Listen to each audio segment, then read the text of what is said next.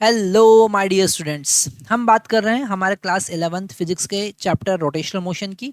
और उसमें हम टॉपिक देख रहे हैं moment of inertia. Moment of inertia के बहुत सारे कॉन्सेप्ट हमने देखे और मोमेंट ऑफ इनर्शिया से रिलेटेड एक बहुत इंपॉर्टेंट कॉन्सेप्ट जो आपको लिख लेना है, जो आपको याद कर लेना है कि मोमेंट ऑफ इनर्शिया कभी भी ऐसे डायमेंशन पर डिपेंड नहीं करता है जो उस एक्सिस के पैरेलल है। जिस एक्सिस के अबाउट बॉडी रोटेट कर रही है उसके पैरेलल डायमेंशन पे डिपेंड नहीं करता है, केवल परपेंडिकुलर डायमेंशन पे डिपेंड करता है। जैसे हम कुछ केसेस देखते हैं। जैसे हमारे पास में एक सर्कुलर रिंग है। ओके, जैसे हमारे पास में एक सर्कुलर रिंग है, ये हमारा एक सर्कुलर रिंग है। तो इस सर्कुलर रिंग का मोमेंट ऑफ इनर्शिया इसकी एक्सिस के अबाउट हमको पता है। इसकी एक्सिस के अबाउट इसका moment of inertia I equal to होता है M R square. I equal to कितना होता है एम आर स्क्वायर। अगर इस रिंग को खींच के हमने सिलेंडर बना दिया, अगर हम होलो सिलेंडर की बात करें, यहाँ पर हमारे पास रिंग था। ओके, रिंग से हमने होलो सिलेंडर बना दिया। ठीक है, क्या बना दिया? Hollow cylinder. ठीक है, रिंग से हमने होलो सिलेंडर बना दिया और इस होलो सिलेंडर का अगर हम मोमेंट ऑफ इनर्शिया चेक करें, है ना, ये हमने होलो सिलेंडर बनाया। ठीक है, मतलब अगर हमने इसका लेंथ इंक्रीज किया, ठीक है, विदाउट चेंजिंग द मास, है ना, ये होलो सिलेंडर है, सेम एक्सिस है। हमने कौन सा डायमेंशन यहाँ पर चेंज किया? हमने यहाँ पर लेंथ इंक्रीज किया, हमने उसका थिकनेस इंक्रीज किया एल, मतलब ऐसा डायमेंशन जो इसकी एक्सिस के पैरेलल है।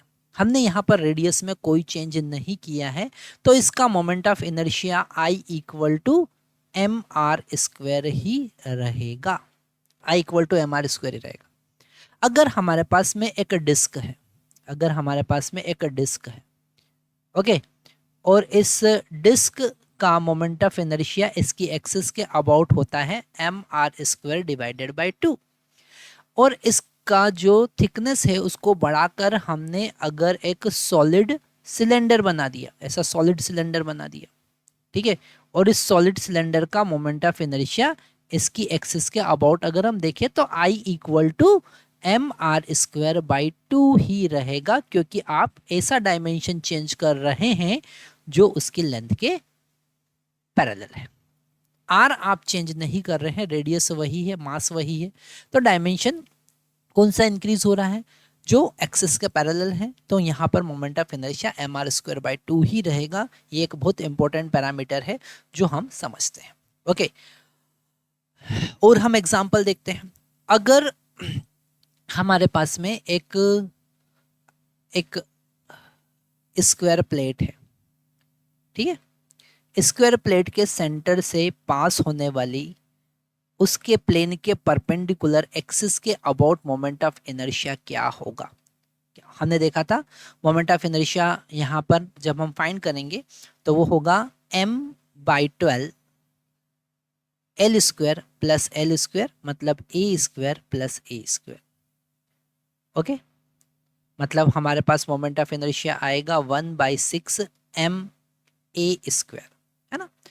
अब आपको ये कॉन्सेप्ट हमको कमेंट में बताना है कि हमने ए स्क्वायर प्लस ए स्क्वायर कैसे लिख दिया, क्योंकि हमने लास्ट वीडियो में ये देखा था कि अगर हमारे पास में कोई रेक्टेंगुलर लैमिना है और उस रेक्टेंगुलर लैमिना के प्लेन के परपेंडिकुलर उसके सेंटर से पास होने वाली एक्सिस के अबाउट मोमेंट ऑफ इनर्शिया आप कैसे फाइंड करेंगे। ठीक है, तो डेफिनेटली यहाँ पर आपको वो कॉन्सेप्ट पता चल जाएगा कि हमने ए स्क्वायर प्लस ए स्क्वायर कैसे यूज़ किया। तो ये मोमेंट ऑफ इनर्शिया हमारे पास में आया। अगर हम इसका विड्थ इंक्रीज करें और एक हम क्यूब बना दें, ठीक है, एक हम क्यूब बना दे विदाउट चेंजिंग द मास, है ना, तो इस क्यूब का मोमेंट ऑफ इनर्शिया वही रहेगा, है ना। इस क्यूब का मोमेंट ऑफ इनर्शिया जो एक्सिस है, एक्सिस आपको यहाँ पर डायग्राम में समझ में आ रहा होगा, एक फेस के परपेंडिकुलर जो उसके सेंटर से पास हो रहा है ना, तो moment of inertia I equal to 1/6 M a square ही रहेगा। मोमेंट ऑफ इनर्शिया में कोई चेंज नहीं आएगा, है ना। तो ये जो छोटे छोटे कॉन्सेप्ट है, ये कॉन्सेप्ट की हेल्प से हम जो टिपिकल क्वेश्चन से टिपिकल कॉन्सेप्ट को समझ सकते हैं और उसका आंसर हम ला सकते हैं। ठीक है, इसी कॉन्सेप्ट को हम आगे बढ़ाते हैं। आज हम यहाँ पर बात करेंगे moment of inertia of solid cylinder about the axis perpendicular to its length. Okay, तो हमारे पास एक सॉलिड सिलेंडर है, ये सॉलिड सिलेंडर हमको दिख रहा है और इसकी एक्सिस जनरली कौन सी होना चाहिए, ये इसकी एक्सिस है, इसके अबाउट। अगर इसके अबाउट ये रोटेट करेगा, इस एक्सिस के अबाउट ये रोटेट करेगा, तो इस एक्सिस के अबाउट उसका मोमेंट ऑफ इनर्शिया हम ऑलरेडी यहाँ पर देख चुके हैं, दैट इज mr²/2 होगा। ठीक है, पर हमको यहाँ पर मोमेंट ऑफ इनर्शिया फाइंड करना है कि इस एक्सिस के अबाउट इसके सेंटर से पास होने वाला, दिस इज द सेंटर, ये है इसका सेंटर ऑफ मास।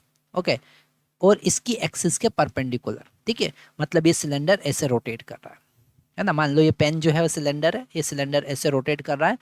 अब इसका मोमेंट ऑफ इनर्शिया हमको फाइंड करना है। तो इसका मोमेंट ऑफ इनर्शिया फाइंड करने के लिए हमको फिर से इंटीग्रेशन का कॉन्सेप्ट यूज करना पड़ेगा। ओके, हमको यहाँ पर एक डिफरेंशियल डिस्क कंसिडर करना पड़ेगा। तो यहाँ पर हम एक डिफरेंशियल डिस्क कंसिडर करेंगे। ठीक है, कितनी डिस्टेंस पे, इसके एक्सिस, इसके सेंटर से एक्स डिस्टेंस पर हम एक डिफरेंशियल डिस्क कंसिडर करेंगे। हम एक डिफरेंशियल डिस्क यहाँ पर कंसिडर करेंगे। ठीक है, और उस डिफरेंशियल डिस्क का जो थिकनेस है वो हमने dx लिया। कितना लिया? dx लिया। इसका थिकनेस कितना लिया है? dx। ओके, है ना। ये एक डिफरेंशियल डिस्क है, ये एक डिस्क है। कितने डिस्टेंस पे कंसिडर किया है हमने यहाँ पर ये डिफरेंशियल डिस्क। तो इस डिस्क का मोमेंट ऑफ इनर्शिया अगर हम फाइंड करें, तो इस डिस्क का सबसे पहले मोमेंट ऑफ इनर्शिया फाइंड करेंगे इसके डायमीटर के अबाउट, और फिर ये जो रिक्वायर्ड एक्सिस है इसके अबाउट फाइंड करेंगे। ठीक है, तो इस डिस्क का मोमेंट ऑफ इनर्शिया अगर डायमीटर के अबाउट देखें तो हम लिखेंगे 1/4 dm, और इसका रेडियस मतलब r²। dm क्यों? dm यहाँ पर जो है वो इस डिस्क का डिफरेंशियल मास है। dm क्या है यहाँ पर? डिफरेंशियल मास ऑफ डिस्क का डिफरेंशियल मास है ना। वो भी हम बाद में फाइंड करना ही पड़ेगा हमको, है ना। और वो डायरेक्टली फाइंड कर सकते हैं, टोटल वॉल्यूम से डिवाइड करके मास डेंसिटी निकालेंगे और उसके डिफरेंशियल वॉल्यूम का मल्टीप्लाई कर देंगे, है ना। और यहाँ पर 1/4 क्यों आया? क्योंकि ये कॉन्सेप्ट भी हमने परपेंडिकुलर एक्सिस थ्योरम में देखा था कि अगर आपको डायमीटर के अबाउट मोमेंट ऑफ इनर्शिया निकालना तो कैसे निकालेंगे। तो 1/4 कैसे आया वो भी आपको पता होगा। नहीं पता है तो आप एप्लीकेशंस देखेंगे परपेंडिकुलर एक्सिस थ्योरम की, है ना। वहाँ पर एप्लीकेशन में आप देखेंगे कि डिस्क के डायमीटर के अबाउट मोमेंट ऑफ इनर्शिया कैसे फाइंड करना। तो 1/4 dm r² हमारे पास डिफरेंशियल मोमेंट ऑफ इनर्शिया आया। पर हमको जो रिक्वायर्ड एक्सिस है उसके अबाउट निकालना है, तो जो डिफरेंशियल मोमेंट ऑफ इनर्शिया हमको मिलेगा, है ना, हम यहाँ पर perpendicular parallel axis theorem use करेंगे। तो IG का वैल्यू कितना है? This is the value of IG, है ना। वो होगा 1/4 dm इंटू r² प्लस, है ना, dm इंटू x²। तो यहाँ पर ये dm इंटू x² क्यों आया? ये भी हम पैरेलल एक्सिस थ्योरम का कॉन्सेप्ट यहाँ पर यूज कर रहे हैं कि IG प्लस mh²। और h कितना है? ये जो सेंटर से पास होने वाली एक्सिस और पैरेलल एक्सिस के बीच का डिस्टेंस कितना है? x, है ना। अब हमको इसको इंटीग्रेट करना है, पर इंटीग्रेट करने से पहले हम यहाँ पर इसमें dm का वैल्यू पुट करेंगे। तो dm इक्वल टू कितना होगा? Total mass upon total volume. तो total mass m divided by solid cylinder का टोटल वॉल्यूम कितना होगा? πr² इंटू उसका लेंथ l। ठीक है, πr² इंटू लेंथ l, है ना, into differential volume of disc. dv क्या है? डिस्क का डिफरेंशियल वॉल्यूम। अगर हम इस डिफरेंशियल वॉल्यूम की बात करेंगे तो वो कितना होगा? वो होगा उसका एरिया πr² इंटू उसका थिकनेस dx। ये तो बड़ा इजी हो गया। तो यहाँ पर हम इसे डायरेक्टली लिख देते हैं, है ना। ये हो जाएगा πr² इंटू उसका थिकनेस dx। तो यहाँ πr² से πr² कैंसिल हो गया। डिफरेंशियल मास हमारे पास में आया m/l इंटू dx। इसका वैल्यू हम यहाँ पर पुट करेंगे और इंटीग्रेट करेंगे। तो हम नेक्स्ट स्लाइड पे जाते हैं। यहाँ पर हमारे पास में di क्या आया था? di इज इक्वल टू आया था 1/4 dm into R square plus D M into X square. और डी एम का वैल्यू हमने सिंपल सा फाइंड किया था, यहाँ पर डी एम का वैल्यू फाइंड किया था total mass divided by total length into D X, है ना। इसका वैल्यू हम यहाँ पर पुट करेंगे तो D I is equal to हमको मिलेगा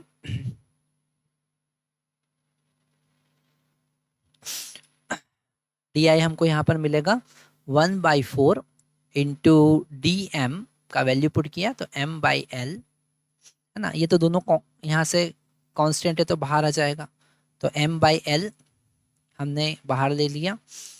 ब्रैकेट में हमको मिला R square plus X square, R square 1/4, तो यहाँ पर हम लिखेंगे 1/4 into R square plus X square, और इसको इंटीग्रेट करना है एक्स के रिस्पेक्ट में, ठीक है।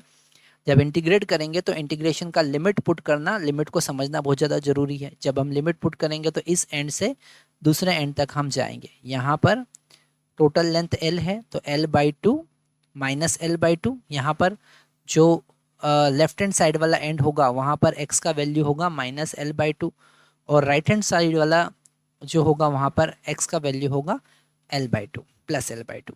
तो यहाँ पर जब इंटीग्रेशन हम करेंगे तो m बाई एल तो कांस्टेंट है, ठीक है। इंटीग्रेट हम करेंगे माइनस l/2 टू l/2, किसका 1/4 into R square plus X square का, किसके रिस्पेक्ट में, एक्स के रिस्पेक्ट में। अब यहाँ पर ये पूरा एक इवन फंक्शन है ना, क्योंकि एक्स का पावर यहाँ पर 2 है, तो हम यहाँ पर इंटीग्रेशन का प्रॉपर्टी यूज़ कर सकते हैं और यहाँ पर 2 का मल्टीप्लाई कर सकते हैं।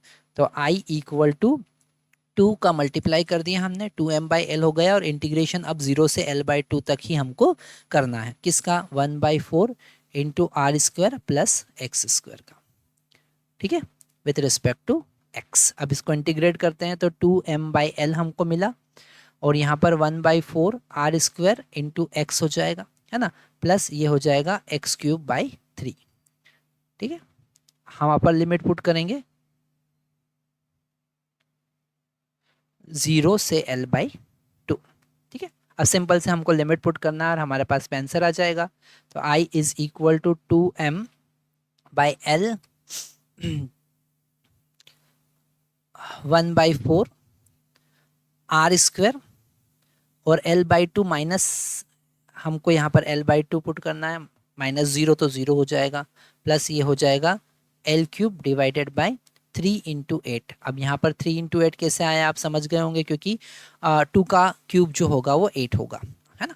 तो यहाँ से l अगर हम कॉमन लेते हैं तो i इक्वल टू हमको मिला, और यहाँ पर डिनोमिनेटर में 8 भी हम कॉमन ले सकते हैं, तो 2m divided by 8 into L, और l हमने यहाँ पर कॉमन लिया है न्यूमरेटर में, हमको मिला आर स्क्वायर, चूँकि 8 बाहर आ गया है तो r बचेगा केवल आर स्क्वायर, और यहाँ पर एल स्क्वायर बचेगा डिवाइडेड बाय 3 बचेगा, ठीक है।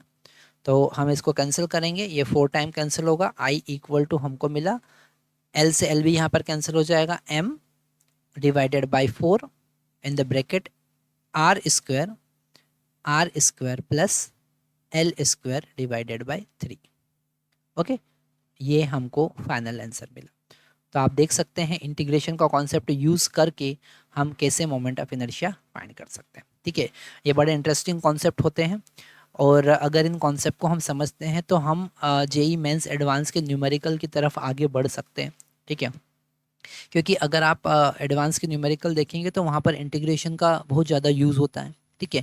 अगर आप कोई अच्छी बुक सॉल्व करने की कोशिश कर रहे हैं, आप एस.सी. वर्मा सॉल्व करने की कोशिश कर रहे हैं, आप एरोडो सॉल्व करने की कोशिश कर रहे हैं, आप डी.सी. पांडे सॉल्व करने की कोशिश कर रहे हैं, आप सिंगेज का एडवांस का मटेरियल, डी.सी. पांडे का एडवांस, अरिहंत का एडवांस का मटेरियल अगर आप सॉल्व करने की कोशिश कर रहे हैं तो वहाँ पर इंटीग्रेशन के कॉन्सेप्ट आपके मजबूत होना चाहिए, तभी आप फिजिक्स में एडवांस लेवल के क्वेश्चन सॉल्व कर सकते हैं। तो यहाँ पर हमने इंटीग्रेशन के कॉन्सेप्ट को समझने के लिए ही ये सारे डेरिवेशंस देखे हैं। तो ये डेरिवेशंस एक बार आपको देखना समझना बहुत ज़्यादा ज़रूरी है। इस वीडियो के डिस्क्रिप्शन में आपके पास में एक स्प्रेडशीट, गूगल स्प्रेडशीट का लिंक होगा, जिसमें आपके पास में पूरे सिलेबस के डिफरेंट वीडियोस मिल जाएंगे, जिसमें आपको केवल टॉपिक देखना है और उस टॉपिक से रिलेटेड जो वीडियो है वो समझ सकते हैं। मतलब आप डाउट सेशन क्लास भी यहाँ से ले सकते हैं। अगर आपको कोई भी टॉपिक में डाउट है तो एक बार उसका वीडियो हमको शॉर्ट में देख लेना चाहिए। Thank you very much.